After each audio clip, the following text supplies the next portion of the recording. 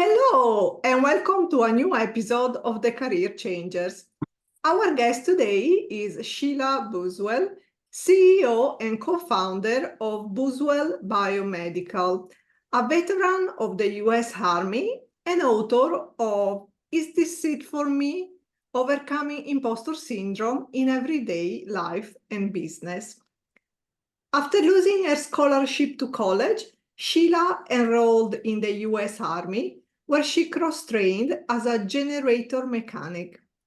After receiving a medical discharge in 2001, she enrolled at the University of Science and Technology to build a career as an engineer. After years of success and some challenges, she left her job in 2019 to found Buswell Biomedical, a company based on the device she invented, controlled by machine learning. Today, we are going to talk about life in the Army, her career change journey, and how to overcome imposter syndrome in everyday life and business. Hi, Sheila. Welcome to the Career Changers. Alyssa, and thank you for having me. Thank you very much. It's my pleasure. So let's start with your background. How did you start your professional life, or better, what was your first job? So my first job was at a national laboratory. Well, no, I worked at a bowling alley like part-time while I went to school when I had the scholarship. But then after I lost my scholarship, I worked full-time and went to school full-time at a national laboratory. And I worked at night and I processed specimens like data entry. It was working at night and then went to school all day. So yeah, it wasn't career building or anything. It wasn't glamorous. Yeah, it was your first job, like every one of us. And what was your dream job when you were a child? I wanted to be an archaeologist, like unlocking the secrets of the past. I had this idea of being like a combination uh Indiana Jones, uh I don't know. I a lot of inspired by movies and but archaeologist. Well, that sounded very fascinating. And then how did you progress in life? What is your educational background? I have a BS in mechanical engineering and a master's in biomedical engineering. Mhm. And how did you start your career then in the army after your education? Or did your education came after your career in the army? I kind of did it in between. I went to college for 2 years and then I went in the army and then I came back and finished up my education. So 2 years, break for 5, and then went back to school. It was awesome to relearn all the math concepts that I hadn't used and like, oh, you need me to study. Okay, great.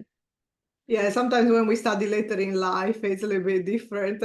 We have maybe more awareness and interest, and we can do things better.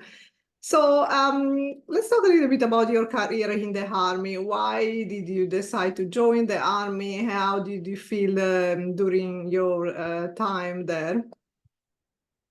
So I joined the army because I lost my scholarship, as you mentioned, but like I worked full time and went to school full time. So I worked at night and then I went to school during the day and I didn't sleep very much or at all. And I didn't eat very well. And I joined the army for college money, but like I looking back, it was overall health. Like I just was like, something's got to give. And when I joined the army, it was for college money, but I'm a better engineer. I'm a better professional because I spent time in the military. Like it taught me a lot of things that I wouldn't have learned outside the military. Is there something specific that you were doing in the army, or was more like a generic role? I mean, I'm not an army expert, so. Well, a, I hate to say it like this, but I was like not outdoorsy before the military, and I didn't know wrenches were like things you turned, but I didn't want to do detail that included, for the most part, cleaning bathrooms and toilets. So I was like, oh, I'll figure out how to work a wrench and know what the names of all the wrenches were. And then I was always on value, and then I was never sent on detail. So that meant I knew how to fix all the generators. I knew how to fix most trucks. I knew how to, like that kind of education that I learned because I didn't like to clean. paid dividends in my career. However, as an adult and I have a house, I'm like, I still don't like to clean, the certain areas of my house. So, But maybe you know how to fix something. yeah. So how and why did you decide to leave the army? First of all, I guess that was your first career change. Well, the army was always going to be a stepping stone for me, but I wasn't planning. I joined the army in 1997, and in 1998, I was deployed to Bosnia, where I was injured in an accident. A generator fell on my foot, and I got a medical discharge. So in 2001, right before 9/11, I got a medical discharge. So after 4 years, a little over 4 years. So what happened was something for you unexpected, or what mental barriers did you have to face after that event and before facing a new future with a career change, with a career transition? So there's a lot of, I talk about imposter syndrome, but I really think it's self-doubt. Like, okay, when you um, change careers, there's a lot of stepping outside your comfort zone. You're doing something new. And I think that affected me a lot more when I was doing something new, and it was like when you leave the military, it's like the military, you have a warm bed, you have all your meals taken care of, stuff is taken care of. All of a sudden, I'm like rent and school and classes and transportation and insurance and all the things I had to worry about. That was very much like starting a business, like this perceived level of security versus an unknown. And figuring out all the unknowns is scary. And that comes from with doubt.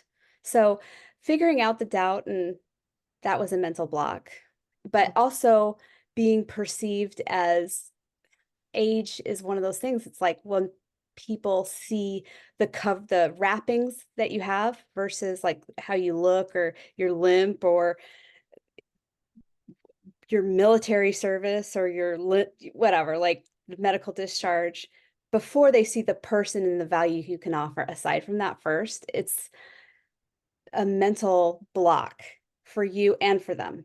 And overcoming that is difficult and tiring. So So I don't at know if the that time, answers your question. yeah, so at the time, did you find anyone that was a source of support for you during those difficult moments, or you felt to be just by yourself? So my best friend in the army was Olivia, and Abraham Lincoln said that, like, I am a success because somebody believed in me or something like that. I'm going to mess up that quote. But um he had a friend that believed in him, but he was a her, and it's Olivia. So yeah, and then there's like support structures I have found along the way, like starting a business. There's, you know, Stella Foundation really supported me through being a woman-owned business, and there's different barriers there, but I really found the constant through everything was my friend Olivia. Mm. So then, after that period of your life, what did you decide to do next? I mean, you mentioned that you went to study again to become an engineer. Did you have this clear in your mind, or how did you come up with this idea? My scholarship was a departmental scholarship before I joined the military. I just finished that. So I was always going to be an engineer. And I was a great engineering student, but I really wasn't I mean, I worked for a lot of great companies and I learned a lot, but it wasn't the same. So I was a great engineering student, but I don't know that I was a great engineer. And I progressed through life like, um, kind of once I finished learning something at a job, I moved on to a different job kind of thing. And that, I really found interest when I was learning something. I was engaged, and I could figure out how stuff worked. But once I kind of learned and it became rote, wasn't passionate about it anymore. Hmm. So, and then how was that experience for you, that career as an engineer? Did you feel rewarded by it? Because then at some point you decided to leave to found Buswell Medical. So I don't want to speak for all women engineers everywhere, but for me, the challenges in being an engineer weren't technical. They were like social, when you're in meetings and people step on your words or repeat things you say, and it would be frustrating. And then I had an instance in a machine shop where I was going into the machine to see if the tolerances, doesn't matter about an engineering thing. And I had a machinist come up behind me and be like audibly, "You smell pretty." And I had to think, okay, I don't want to be too rude in my response. I don't want to seem grossed out, but I also was mentally calculating what car he drove and how big that trunk was and if I could fit in the trunk and if I could fight him off and all these things. And at the end, I went back to my desk and I'm like, I wasn't able to do my job. Like I wasn't able to find out the machine, you know what I like the tolerancing on the machine and figure out what I could make with that because of those type interactions. Mm. And I'm like, I I had that kind of thing happen repeatedly and it frustrated me. Like, I don't know if that uh, years later, I'm like, I don't know if I compare it often to my husband's also got an engineering. I met him at whatever, but like that never happened to him. He just had to worry about being an engineer. You know what I mean? Like he never had to worry. Does he fit in somebody's trunk? How does he respond? He never, you know what I mean? Like, and what does it mean? Do you smell pretty? Like, I often wonder, what does that mean? Mm. So it What was, smells pretty? Soap? yeah, so you find it was an environment where you didn't feel to belong anymore. And so when did you come up with the idea to found Buswell Medical, and what is Buswell Medical? So, Buswell Biomedical is developing the upward mobility. And when I was injured in Bosnia, a generator fell on my foot. I went to a UN rehab hospital or UN hospital, but I had to be accompanied by a healthcare worker for all the activities of daily living, which is horrible enough. But 20 years after my injury, my mom fell in Arizona. And by this time, I had a master's in engineering and I had spent most of my time automating manually intensive jobs.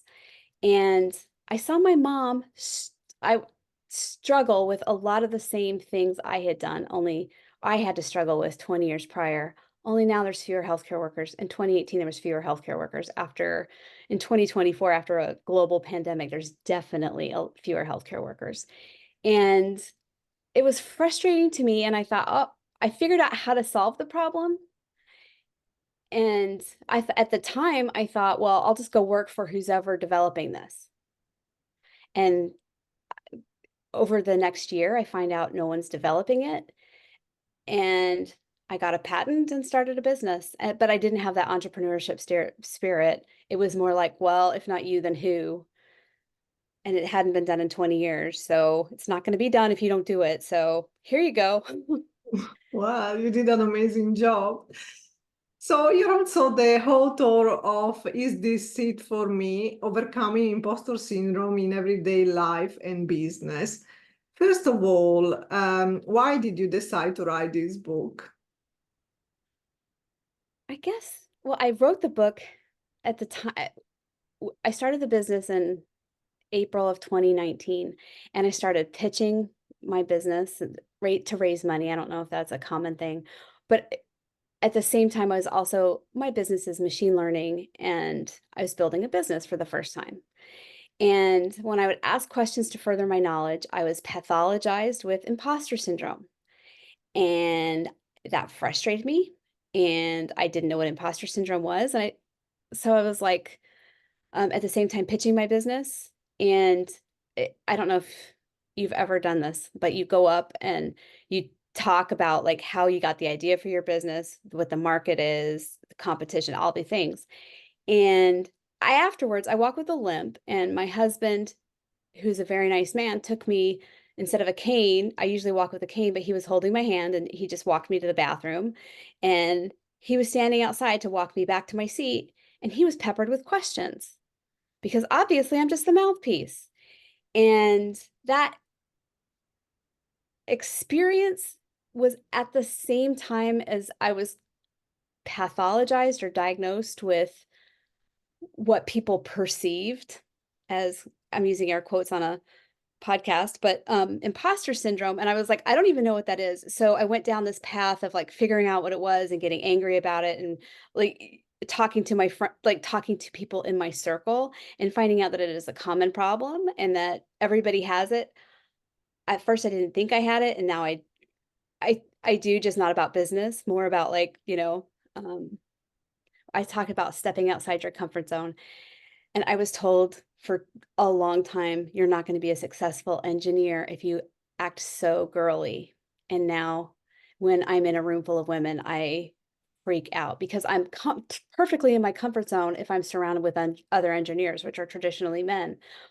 But if you surround me with a bunch of women, I'm like, I don't belong here. And I'm the youngest of 8 kids, and I'm the youngest of all my many cousins.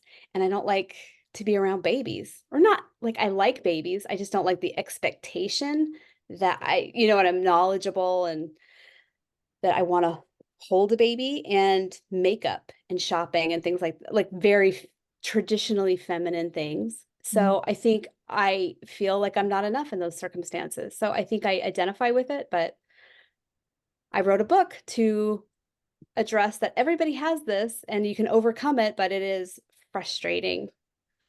Definitely. And for anyone that is listening, that maybe is not too familiar with the concept of imposter syndrome, how can we define it? I think imposter syndrome is just simply self-doubt or just feeling like you're not enough in a situation. And in my book is this Seat for Me, Overcoming Imposter Syndrome in Everyday Life and Business. I just share stories of people in different lives that experience it in different ways and give practical solutions to overcome it. 5 cultural, 2 cultural, and 5 personal. And I think that we can't always control what it looks like or how it's going to manifest itself in our lives, but when it does, we can overcome armed with tools.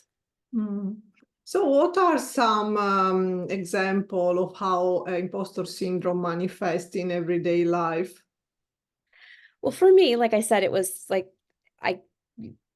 makeup, right? So I get a makeup brush and I don't know what it's for. And I'm like spiraling because I'm like, I should know what this is for. And I get intimidated. And and that's an everyday thing. Like most 12-year-olds are adept at applying makeup and know what those things are for. But I was like, my eyebrows are disappearing because I'm, an advanced age. I'm middle aged. I'm in my late advanced 40s. And I was like, what do I do about it? So I think you don't always know when it's going to happen or how it's going to happen or how it's going to manifest. But when it does, it's that kind of stuff. There are people who get it about, like my sister got it about changing a tire. Like she was scared to drive places because she's like, what if I get a flat tire? Well, what if you don't? Most times you don't get a flat tire. But if you do, like, let's talk about this. And I think she didn't feel like she was good enough to handle that situation. And you can get it about a lot of things and a lot of different, like I talk about just feeling like you're not good enough for a situation, but I talk about it being a monster under the bed. Like everybody's monster looks different. And in different situations it manifests. And in your experience, how does imposter syndrome manifest in business most commonly? So in business, I think it happens when you are forced outside your comfort zone. And that can happen when you are doing something new or you get a promotion or, you're like, well, do I belong here? I don't feel like I should be leading other people. I barely know what I'm doing. And obviously, you're going to have a voice in your head that says you don't belong if you look to the left and look to the right of you. And for years, for people who I held jobs that traditionally the people who hold those jobs don't look like me. But that doesn't mean I'm not good at it and I don't belong there. But sometimes I have to give myself pep talks that I do belong here and I am good at it. But I'm sure that other people have that situation as well. So something that interested me when I was reading about your work is that imposter syndrome can manifest itself during major life transition. Why do you think so? I think when you do a major life transition, you're stepping outside your comfort zone and you feel very insecure. You don't know what you're doing. And that was like, I'm going to make it simple. When I left the military, it was like all of a sudden I had to worry about breakfast, lunch, and dinner and like a regimen that that was just planned for me and taken care of. And it's something that most people are kind of done or learn when they're at some stage. But I had to relearn how to do that, reacclimate myself to that society, to that abilities, to those. When you start something new and you do a major career change, like if you start your own business, you have to relearn and trust that that's going to happen, or that you're going to follow your. Yes. And so I guess in your book, I don't know, are you offering some solution on how to overcome imposter syndrome? Or is that Yeah, something that you've learned through your experience? yeah, I offer 5 personal solutions and I think 2 cultural ones. Like personal ones, because I think if you're a cog in a wheel, like you can't really control the culture you're put in. But 2 cultural ones that I think if you are in charge, if you are somebody who is in charge of cultural solutions, simple changes to the company culture can, I think, affect how um, everyday people can overcome, can help make them feel like their best selves. But the personal solutions can empower everybody. And I've gotten better at exercising all those 5 things, but I'm still a work in progress. And the one I use the most of the 5 things is remembering my past achievements. You can build on anything. And I think that is that your brain is going to tell you how you don't fit in, but you can manually tell yourself why you do belong where you are. Like I ran 2 marathons and I didn't start running 26.2. For me, it's miles, but I don't know what it is in meters, but I, like built up to that. And I think the same is true. Like you can build on anything. You have that tower that leans, the Leaning Tower of Pisa, right? It's Yeah. been standing for hundreds of years. It's a geotechnical issue, but yeah, that doesn't mean it can't be built on. Like that structure stood for a long time. It was Mm. standing when Galileo was around. So Yes. And yeah, we all have some challenges when we have to transition into a new situation life, and definitely reading your solution may be something that can bring some new inspiration. So we're reaching the end of this episode, but we have a few more questions. First of all, if you could give only one piece of advice, what would you say to anyone during their journey to self-realization when they are trying to find their path and also to overcome imposter syndrome? I think you need to listen to your gut more and other people less. Like your brain and other people are going to say something, and maybe it's of value and maybe not. But your gut generally tells you, like leads you. I don't know if that makes sense, but that's what I would say to other people and to myself, actually. If I was going to speak to a younger version of myself, I never regret if I listen to my gut, but I have regretted listening to other people. Mhm. Yeah, and sometimes it's the most difficult thing to do because our brain wants always to take over. So I Yep. think it requires a act of faith that we are doing the right thing. And now, really, the last question. If you could give yourself a piece of advice, what would you say to your younger self? The same thing. Trust my gut over what other people say, because people have said some garbage advice to me in the past, and I have gotten some good advice. But if I had listened to my gut and followed my gut more, I would never regret it. I've never regretted it. But times I didn't listen to my gut, I did regret, or times I did regret it later. Well, thank you, Sheila, so much for joining us today and sharing your inspirational career change and story with our listeners. Could I just add one thing? And that's if anybody wants to reach out to me, if you go Definitely. to istheseatforme.com and just, I'll get your email address and we'll start an email conversation and you get the chapter of the audiobook for free. That That's would be great. Thank you so much.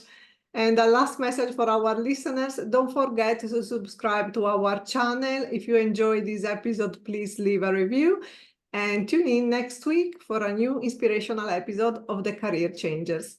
Thank you.